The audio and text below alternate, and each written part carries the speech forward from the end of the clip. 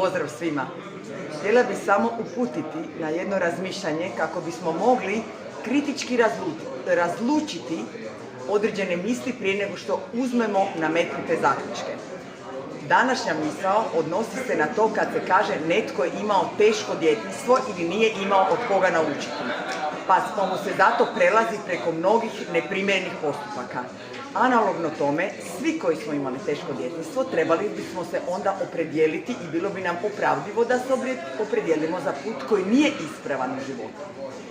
Ja upravo smatram, i to je ono što po spremi glavu pronosi, da se izazovi prihvate kao poligon za osobni rast, za napredak i da iz teškog djetinjstva kada tretiramo uzroke onoga s čim danas imamo problema, izvučemo razloge da budemo plemeniti.